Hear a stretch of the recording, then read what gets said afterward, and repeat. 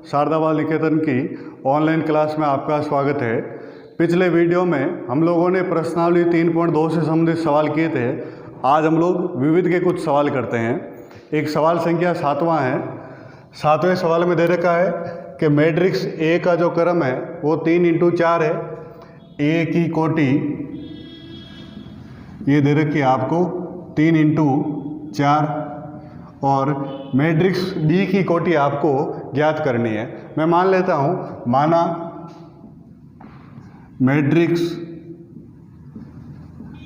B की कोटि ये मान ली मैंने m×n। अब हम लोगों को एक तो m का मान निकालना है और एक n का मान निकालना है, जिससे इस मैट्रिक्स बी की कोटि आ जाएगी। इसके लिए देखो सवाल में दे रखा है कि a का परिवर्त b और a b का परिवर्त ये दोनों परिभाषित है। अब ये दोनों परिभाषित है, इसका मतलब क्या होता है, इन सब की बात करते हैं। उससे पहले हम लोगों को a की कोटि दे रखी है, तो हम लोग a के परिवर्त की कोटि निकाल लेते हैं। a के परिवर्त की कोटि किसी भी मैट्रिक्स के परिवर्त की कोटि से मतलब होता है कि उस मूल मैट्रिक्स में पंक्तियों की संख्या और स्तंभों की संख्या को आपस में चेंज करना। जैसे मान लीजिए इस मैट्रिक्स में पंक्तियों की संख्या 3 है, तो इस मैट्रिक्स में स्तंभों की संख्या 3 हो जाएगी। इस मैट्रिक्स में स्तंभों की संख्या 4 है, तो इस मैट्रिक्स में पंक्तियों की संख्या 4 हो जाएगी। यानी इन दोनों को आपस में चेंज करना है। ये a के परिवर्त की कोटि आ गई 4×3। ऐसी देखो मैट्रिक्स b की कोटि हमने मानी है m×n, तो b के परिवर्त की कोटि ये आ जाएगी n×m। अब सवाल में दे रखा है कि a का परिवर्त b और a b का परिवर्त ये दोनों परिभाषित है। तो इसके परिभाषित से मतलब ये होता है कि इन दोनों का गुणा संभव है। यहाँ लिख देता हूँ a का परिवर्त और b और एक है a b का परिवर्त, ये दोनों परिभाषित है। परिभाषित का मतलब होता है कि इन दोनों का गुणा संभव है। जैसे मैं कहता हूँ कि a + b परिभाषित है, तो इसका मतलब है कि इन दोनों मैट्रिक्सों का योग संभव है। तो ऐसे देखो यहाँ गुणा की बात करते हैं। हम लोग जानते हैं कि दो मैट्रिक्सों का गुणा कब संभव होता है, जब पहली मैट्रिक्स में स्तंभों की संख्या और दूसरी मैट्रिक्स में पंक्तियों की संख्या बराबर हो। यहाँ की बात करें तो a का परिवर्त इसकी कोटि दे रखी है 4×3 और b की कोटि है m×n। सवाल में दे रखा है कि इनका गुणा परिभाषित है, यानी इनका गुणा संभव है। ऐसी स्थिति में हम जानते हैं कि पहली मैट्रिक्स में स्तंभों की संख्या और दूसरी मैट्रिक्स में पंक्तियों की संख्या बराबर होगी। तो यहाँ से ये तय हो गया कि यहाँ से m का मान कितना आया 3। ये तो m का मान निकालने का तरीका है। ऐसी a b का परिवर्त ये भी परिभाषित है। ऐसी देखो a की कोटि है 3×4 और b का परिवर्त इसकी कोटि है n×m। वही बात है कि पहली मैट्रिक्स में स्तंभों की संख्या और दूसरी मैट्रिक्स में पंक्तियों की संख्या बराबर होनी, यानी ये बराबर होने चाहिए। यानी यहाँ से n का मान कितना आया 4। ये m और n का मान निकालने का तरीका है। तो फाइनली b की जो कोटि है, b की कोटि वो है m×n। m का मान है 3, n का मान है 4। ये मैट्रिक्स b की कोटि निकालने का तरीका होता है सर। एक सवाल संख्या 8वां है। यदि a बराबर दे रखा है और एक सममित मैट्रिक्स दे रखा है, तो ऐसी स्थिति बता रहा है कि x का मान आपको ज्ञात करना है। हम लोगों ने सीखा है कि सममित मैट्रिक्स की ये विशेषता होती है कि सममित मैट्रिक्स में aij और ajI ये आपस में बराबर होते हैं। यानी इन दोनों को आपस में चेंज करो कोई फर्क नहीं पड़ता है।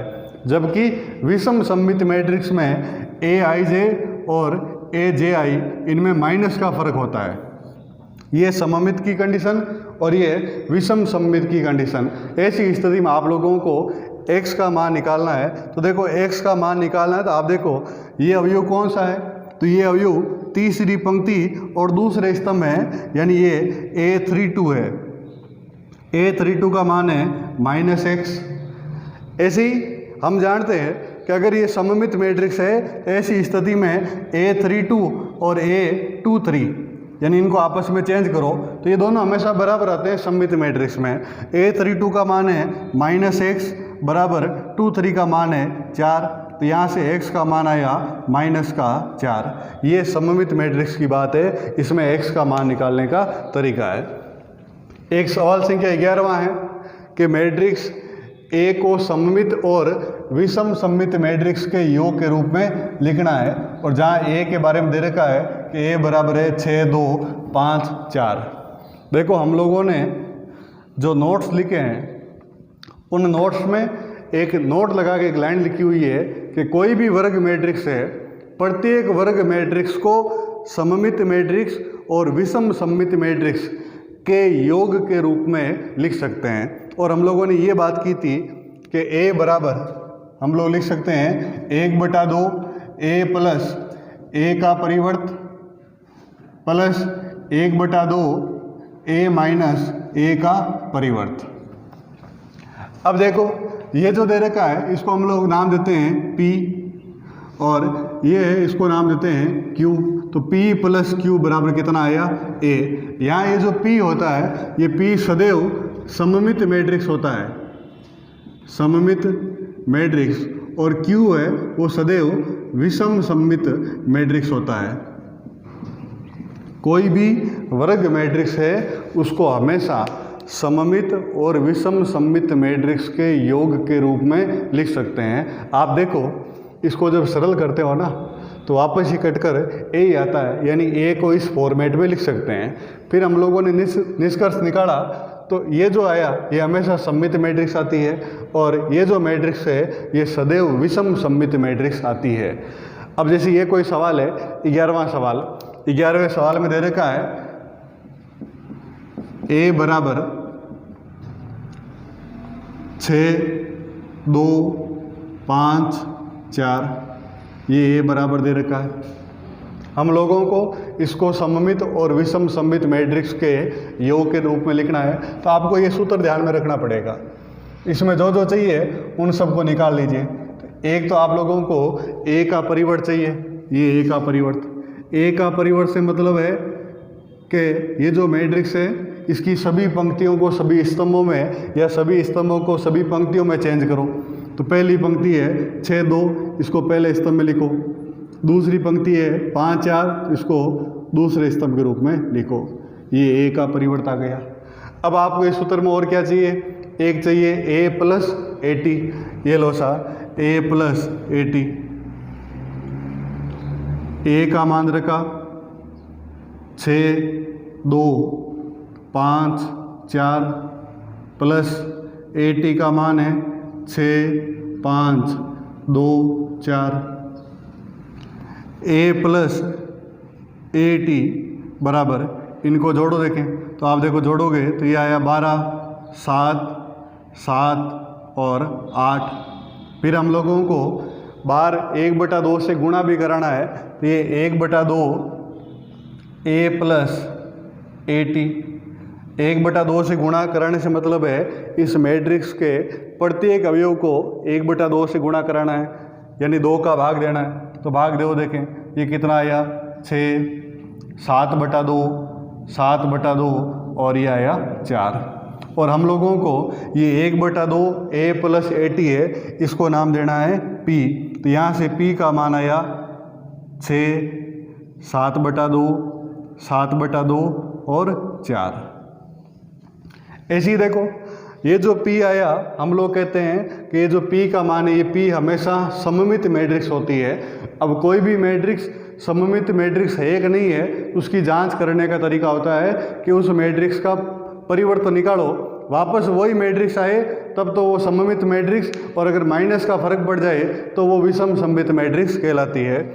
ये जो मैट्रिक्स P आई ये सममित है कि नहीं है तो इसकी जांच करने का तरीका है कि इस मैट्रिक्स का परिवर्त निकालो। ये P का परिवर्त निकाला तो पहली पंक्ति को पहले स्तंभ में चेंज करो 6, 7/2। दूसरी पंक्ति को दूसरे स्तंभ में 7/2, 4।